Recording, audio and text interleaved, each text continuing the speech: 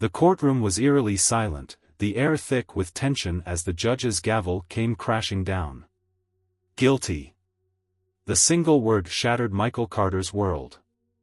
A decorated officer with a pristine record, Michael never imagined he'd find himself in handcuffs, accused of a crime he didn't commit. But as he sat there, his thoughts weren't on the courtroom or the gasps of the spectators. His gaze was locked on Luke, his loyal K-9 partner, who sat near the back, ears perked, eyes unwavering. For 15 years, Michael had dedicated his life to upholding justice. Now, justice had turned against him. And the worst part? He wasn't just losing his freedom. He was losing Luke.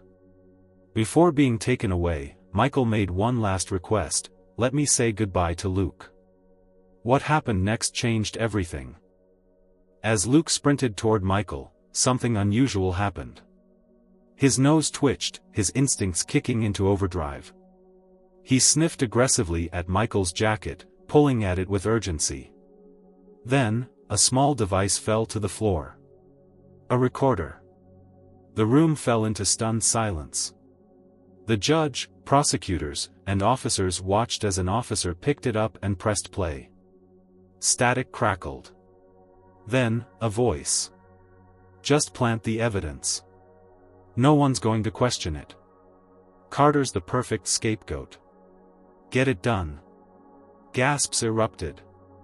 Michael's heart pounded as he recognized the voice, his former mentor, Captain Ray Harding. With the truth out, the judge ordered the case reopened. But Michael knew this wasn't over.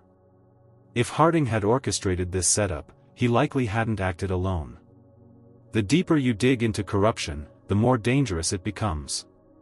Sarah Mitchell, a fellow officer and one of Michael's few remaining allies, took Luke in while Michael remained in custody.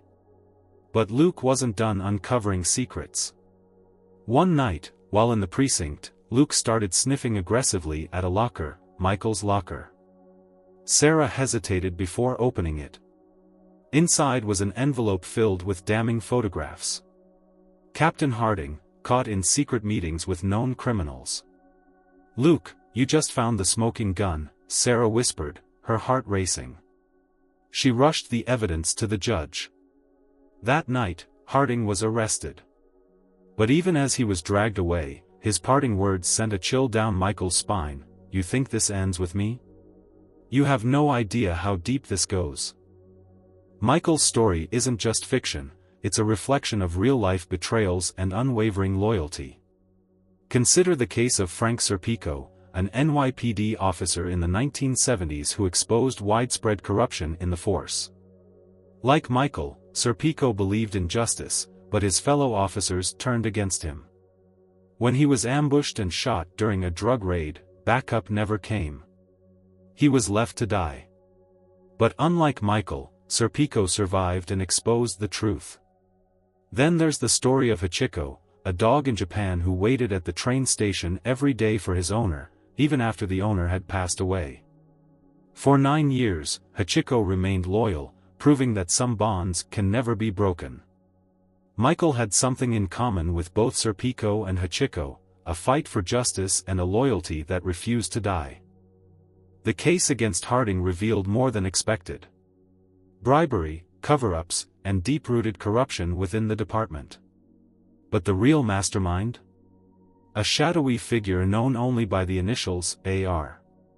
Michael and Sarah worked tirelessly, connecting the dots. But when Michael received a text from an unknown number, "Stop digging, or you won't like what happens next," he knew they were in real danger. Then, one night, the power at the precinct flickered out. Gunshots shattered the silence. They were under attack. Luke sensed the danger first. As masked men stormed the building, he sprang into action. Michael and Sarah fought back, escaping through the emergency exit with the evidence in hand. They fled to a remote safe house deep in the woods, but it wasn't long before they were found. The first bullet shattered the window. The second grazed Michael's shoulder. Sarah clutched the evidence, ready to make a run for it. "Go! Get this to the press." Michael shouted. Sarah hesitated, then disappeared into the darkness. Luke stayed. He wasn't leaving his partner. Michael and Luke held their ground until sirens blared in the distance. Backup had arrived. The attackers fled, but it was too late for them. Sarah had already delivered the evidence. The next morning, the biggest police corruption scandal in decades made headlines. Arrests were made at every level, and AR was finally unmasked, a powerful politician using the force as his personal enforcers. Michael was exonerated. But he wasn't interested in revenge, only in justice. Michael Carter's story teaches us something powerful: the truth has a way of surfacing, no matter how deep it's buried. Loyalty matters. Whether it's between partners, friends, or even a man and his dog, true loyalty stands the test of time. Corruption exists everywhere. Those who seek power will often manipulate the system. But justice prevails when brave people stand against it. Courage is contagious. One person's stand for truth can inspire others to follow. As Michael knelt beside Luke, scratching behind his ears, he whispered, "We did it, boy." Luke wagged his tail, knowing their fight had not been in vain. If you were in Michael's position, would you have fought back? Would you have risked everything for the truth? Let me know in the comments below. And if this story resonated with you, don't forget to like, subscribe, and share to support more powerful storytelling like this. Justice is never easy. But sometimes, all it takes is one moment, one choice, and a loyal partner by your side, to change everything.